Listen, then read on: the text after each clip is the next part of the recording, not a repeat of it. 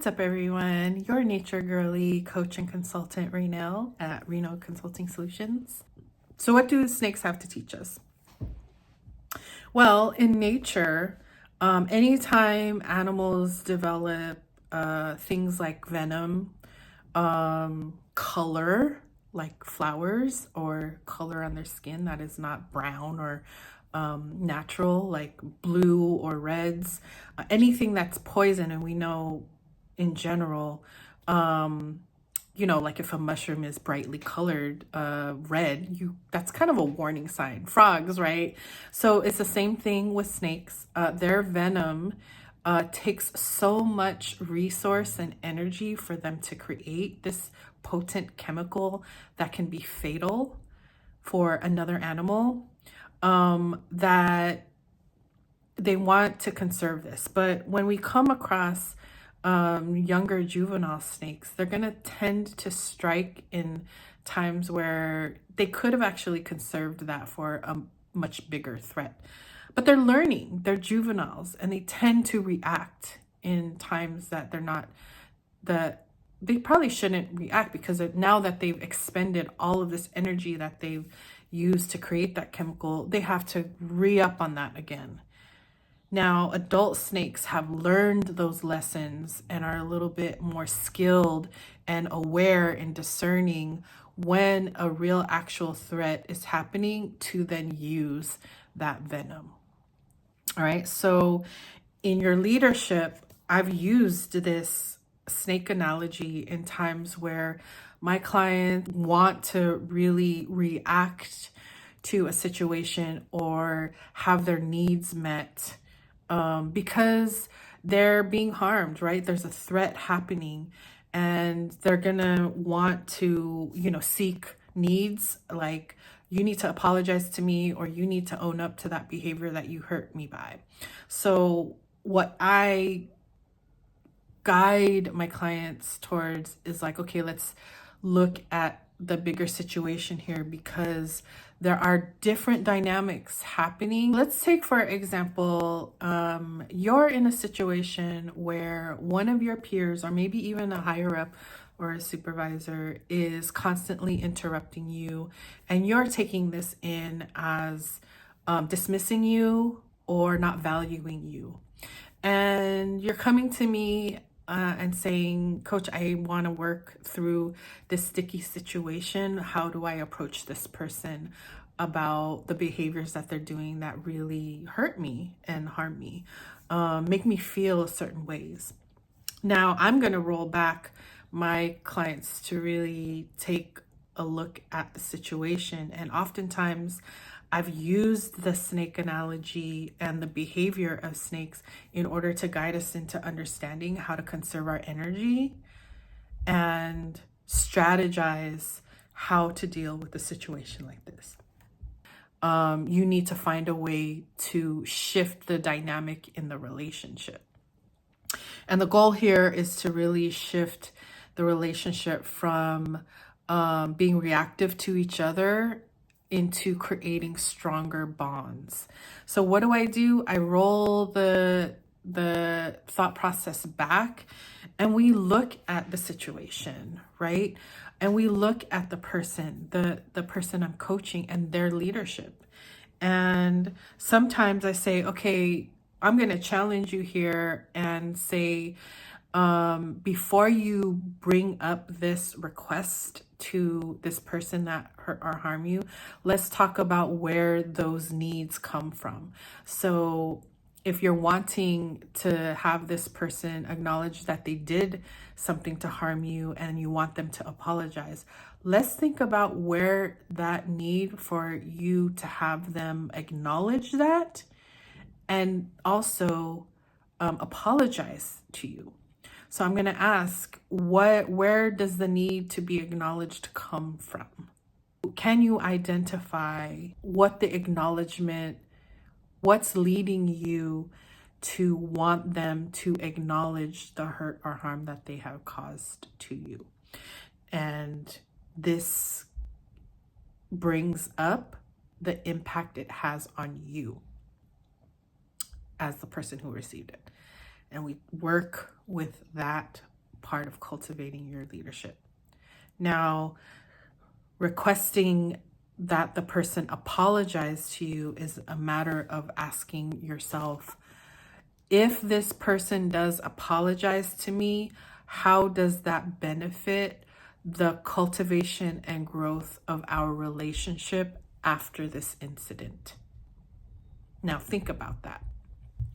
So when I use the snake analogy of the juvenile snake to the adult snake, what I'm really saying here is that we want to cultivate your sense of awareness and the power that you stand with as a leader to your benefit, rather than reacting to something that hurt you and asking for something from the other person, or defaulting to want to change this person and what they do when they're in relationship with you. This may be counterintuitive to what you're thinking, but what I want to emphasize here is that we're looking at functioning as the adult snake, where we're more discerning, we're more strategic about when we make that strike and use our precious venom, and that we're using it with skill. So what does this require? It really does require you to step back from the situation. And I coach people back to, like, what's the humanity of the situation here? What do we actually want to do? I know you want your needs to be met. You think that this person needs to do X, Y, and Z for you in order to continue the relationship. But oftentimes, if we dig into that, what we realize, it's just causing more tension and more frustration, because we're asking people to be different and change, when the work really is about bringing self-awareness and allowing each other's humanity to now live inside the room. And when we do this, we're not expecting certain outcomes, but our focus is to create closer bonds to each other. And this goal is to really, if this is your choice, is to create a stronger and long-lasting relationship with this person that you're having challenges with. We need to see each other more deeply and more intimately in how we're showing up, and learn from that to create the bond. So one of the things that it does require is vulnerability. So instead of asking for them to do something for you, you're going to let them know how their behavior impacts you. Period. That's the end of that goal. When you did XYZ, it made me feel this way. The other thing that method is really going to require, or what it ends up doing for you, benefiting you, is allowing you to be more self-aware. It not only allows you to be self-aware. Can I name the emotion that happens when that person does that? Can I name what happened in my body because of that? Things like that. So you're developing more awareness about how things land for you when it's a hurt or harm. And they're developing an awareness that they had a certain impact on you. And side note, for those caregivers and people pleasers, it's not your responsibility to handle that reaction. We can have another video on that as well. But so second requirement is that you both develop self-awareness each other. Now, the other thing that this can benefit is if we slow down and really think about, juvenile snake, adult snake behavior, how can I bring that into my leadership, is that you have time to really cultivate skills, right? Oftentimes utilizing tools like nonviolent communication strategies, not 100% advocate for nonviolent communication, but it is a very powerful beginning of how to navigate situations where you've been hurt or harmed. The other thing is just really also coming from a place of owning your own impact and coming from the I. I feel this way when you do that, and what I need from you next time, or I would like if you can try this word instead of that word, because that word triggers me in XYZ ways. Taking ownership of your response and coming from the I statement is also a way to stand in your power. So I encourage you to use that, but a lot of this stuff requires you to cultivate some of those communication skills. So let's recap on the lessons of the snake. So remembering that when we're young juvenile snakes, maybe this situation is new to us, or we're still trying to understand our power, right? Our venom. When we're juvenile snakes, we tend to strike at any and everything, but that means we're wasting our precious chemicals and energy that took so much for us to create in the first place. So we want to develop capacity to be vulnerable with the other person by speaking about how things impact us versus wanting needs to be met.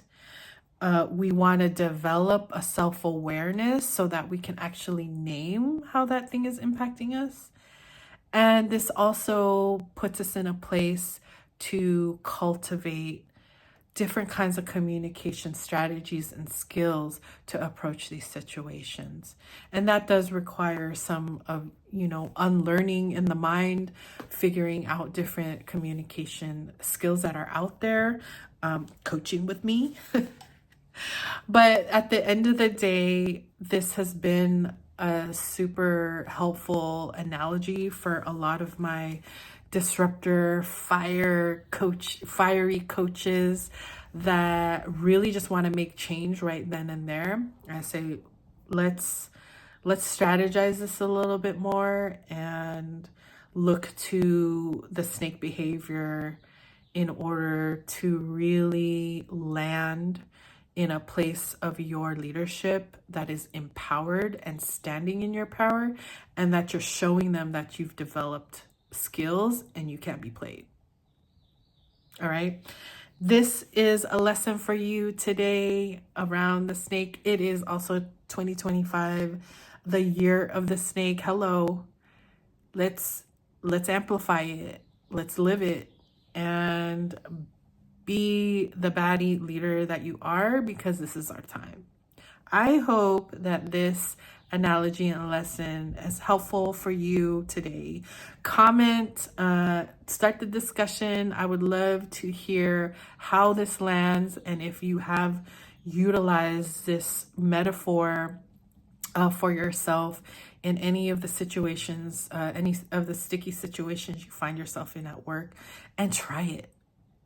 Try the method. Try to understand that each of these situations that you're able to practice, being a little bit more of that adult snake, that's getting you closer to really standing in your power and shaping the environment that you're in, and basically directing the people into how to work with you well. Take care. We will be giving you more lessons from nature in our upcoming videos. So follow and subscribe, and I will see you again.